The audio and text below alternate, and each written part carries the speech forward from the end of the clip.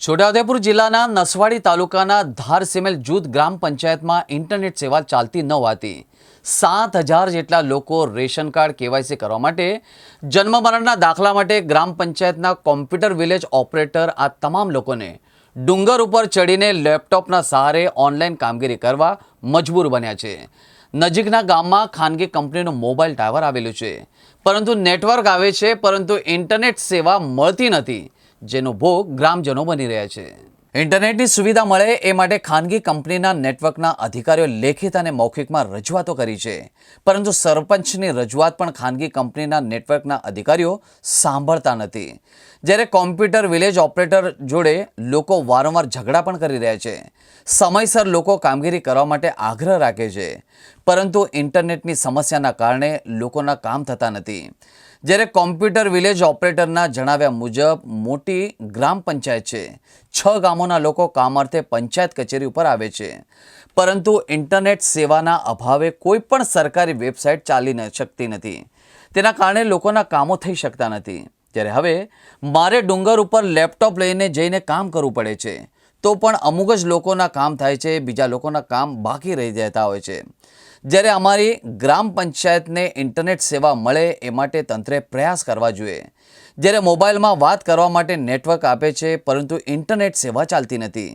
સમગ્ર દેશ જ્યારે 5G ઇન્ટરનેટ વાપરતો હતો અને વપરાય છે, ત્યારે અમારા ગામમાં લોકોને 2G નેટવર્ક પણ સરખું મળતું નથી। આ ધારસિમેલ જૂથ ગ્રામ પંચાયત છે।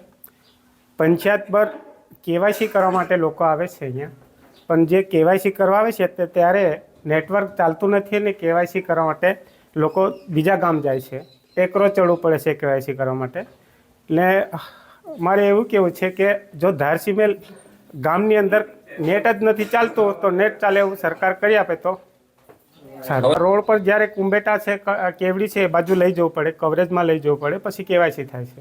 હવે વીસી જઈને જે કેવાયસી કરવા આવે છે વીસીઓને બોલે છે, કેમ કે વીસી મારું કેવાયસી કરતો નથી, પણ નેટ જ ના હોય તો વીસી શું કરે?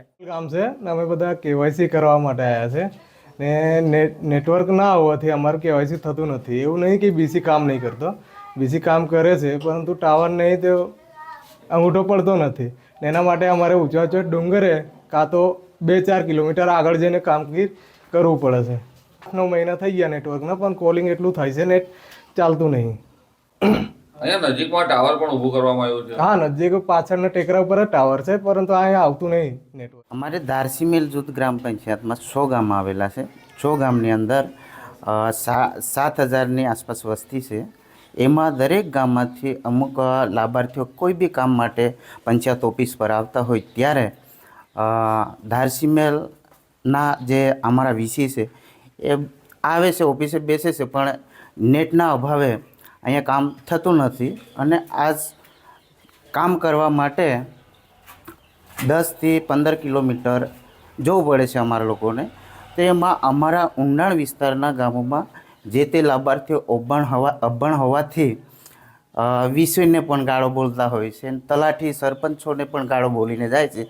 તો આ નેટની સુવિધા માટે અમારા ગામમાં નેટ વહેલી તકે ચાલુ કરી આપે એ અમારી માંગ છે। ધારસિમેલ જૂથ ગ્રામ પંચાયતમાં 6 ગામડા આવેલા છે, એમાં 7,000 જેવી વસ્તી છે અને અહીંયા મોબાઈલ નેટવર્કનો પ્રોબ્લેમ છે, કારણ કે લોકો અહીંયાથી 5-6 કિલોમીટરના અંતરમાં ગામડા આવેલા છે।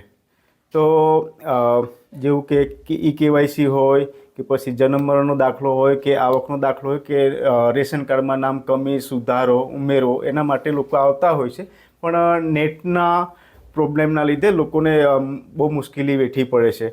કારણ કે હું કામ કરું છું, પણ આખા દિવસની અંદર 1 થી 2 લોકોનું જ કેવાયસી થાય છે, પછી લોકોની બૂમો બહુ આવે છે, એટલા માટે હું થોડો ટેકરા પર જઈને કામ કરું છું, કાં તો પછી કડુલી મોવડી ગ્રામ પંચાયત કે પછી કેવડી ગ્રામ પંચાયતમાં જઈને કામ કરું છું।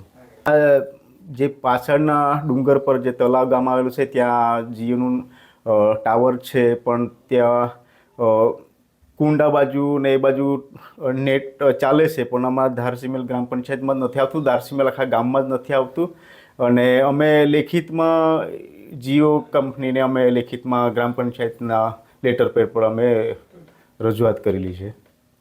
આમ જોવા જઈએ તો ડુંગર પર જઈએ તો પછી જે વૃદ્ધો છે 40-45-50ની ઉંમરના જે લોકો છે એમને ટેકરો ચડવામાં બહુ મુશ્કેલી પડે છે, એટલે ત્યાં નથી જઈ શકતા, એટલે અમે કેવડી કાં તો પછી આગળ કુંબેઠાનો ટેકરો છે ત્યાં જઈને કરાવીએ છીએ.